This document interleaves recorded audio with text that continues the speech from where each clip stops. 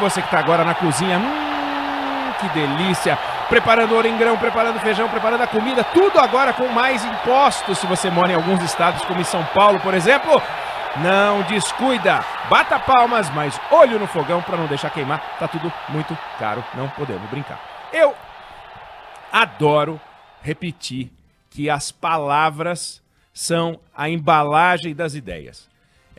Eu acho essa definição bonita, porque você quer dizer alguma coisa, você tem uma ideia para passar, você precisa escolher as palavras que você vai usar, né? Você precisa traduzir aquela ideia com palavras. Você descreve imagens com palavras, você descreve essa minha sala um pouco apertada com palavras, né? Felipe Bueno, Débora, quem está vendo pelas redes sociais consegue ver essa sala meio claustrofóbica. Ah, sim. Eu tô, não é? Eu tô suando já.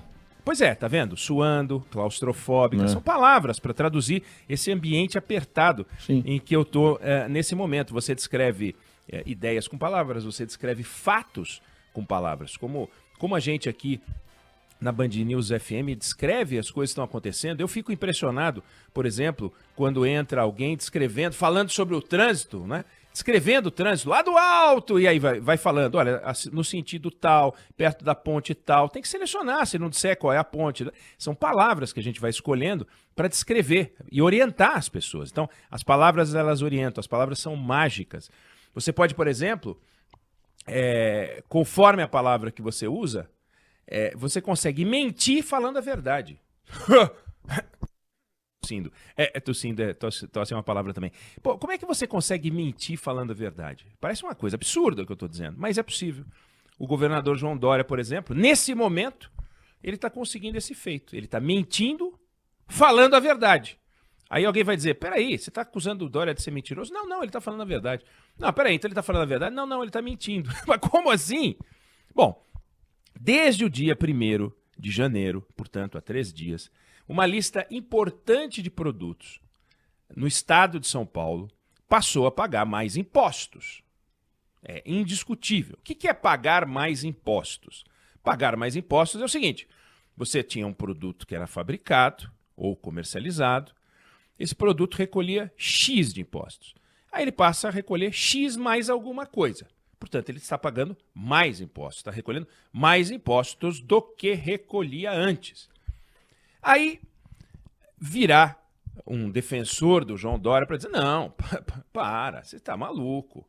É o seguinte, a alíquota máxima daquele imposto era Y.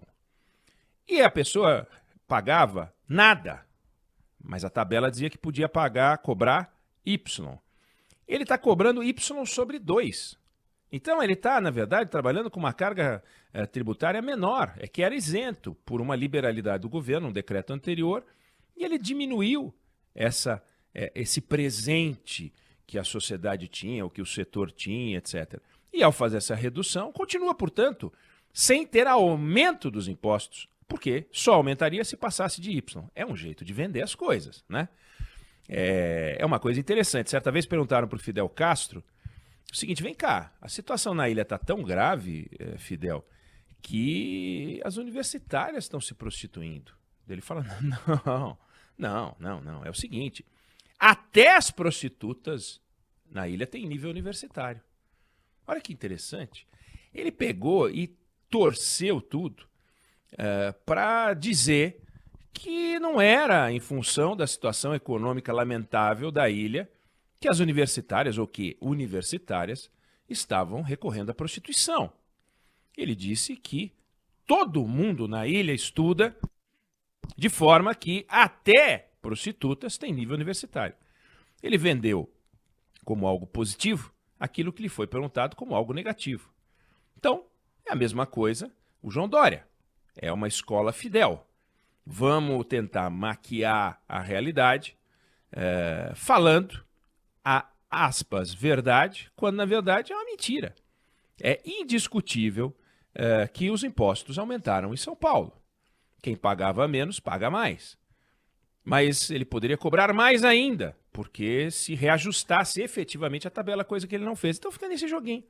Agora, é curioso, porque em agosto do ano passado, quando perguntaram para ele sobre ICMS, sobre CPMF, ele sentou a botina, dizendo que ele é pessoalmente contra, não vê razão para aumentar a carga tributária. E aí vem aquela discussão. O que é aumento da carga tributária? De novo, brincadeira de palavras. Aumento da carga tributária é você elevar a taxa de cobrança de impostos acima daquilo que está previsto nas tabelas. Nesse caso, ele não aumentou a carga tributária. Agora, aumentar a receita tributária na comparação com o que havia antes, prejudicando a sociedade, encarecendo a vida das pessoas, no meio da pandemia, e isso ele fez. Aí isso não é aumento de carga tributária. Ele pode chamar do que quiser. Ele pode chamar o urubu de meu louro. Escola Fidel. Chamava o urubu de meu louro. Grande orador, grande empulhador, grande enganador, grande malandro. E aí nós temos um aprendiz falando coisas que são absolutamente inconcebíveis. Quer dizer, ele critica o presidente Bolsonaro acertadamente pela trágica condução do trabalho do Ministério da Saúde na busca de vacinas, acertadamente. Mas não olha para o seu quintal, vendo que apesar dele estar certo no campo da vacina, e tá, correu atrás, fez o acordo com a Sinovac, está batalhando por uma vacina o mais rápido possível. Então, já que ele está legitimado no campo da vacina, ele se deu ao direito de fazer um ajuste. E aí vem aquela pergunta, quer dizer que então governar é aumentar impostos? É assim? Aí ficou fácil, né? Governar é aumentar impostos. Imagina se numa empresa, a empresa está produzindo pouco, o dono da empresa vai lá e fala para todo mundo que eles vão ter que trabalhar 5 horas a mais e ganhando 30% a menos. Assim, árbitra, não tem um acordo. Então, a coragem é um atributo do governante. E a coragem é enfrentar a realidade. E enfrentar a realidade usando palavras próximas da realidade e não mentindo falando a verdade, como eu estou falando aqui, que ele está fazendo.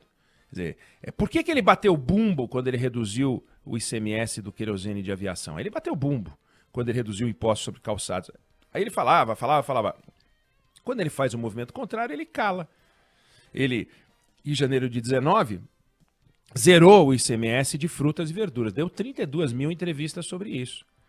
Faturou. Aí, quando a Assembleia Legislativa aprova um pacote de ajuste fiscal, como aprovou, e ele publica 3 decretos, e que elevam a carga de vários setores a partir de agora, comprometendo, inclusive, os contribuintes do Simples, aí ele vem com esse papinho de que ele não aumentou a carga tributária, vem o secretário da Fazenda dizendo que não aumentou a carga tributária. Então, ele aumentou. No momento em que você tem inflação, no momento em que termina o auxílio emergencial, vamos chamar do que isso, né? E aí você tem uma questão importante no ar, que é o que eu acabei de perguntar. Governar é aumentar impostos?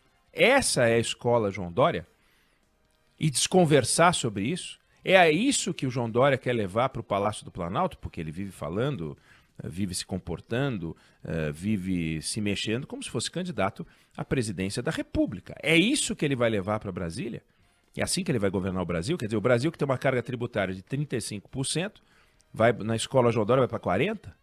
Ele que adora os Estados Unidos e a Europa, olha para fora e vai optar pela escola europeia de impostos? Olha para os Estados Unidos, ele não foi para Miami agora no final do ano, quando o Estado decretou a fase vermelha e ele correu para lá? É um negócio assim absolutamente inconcebível.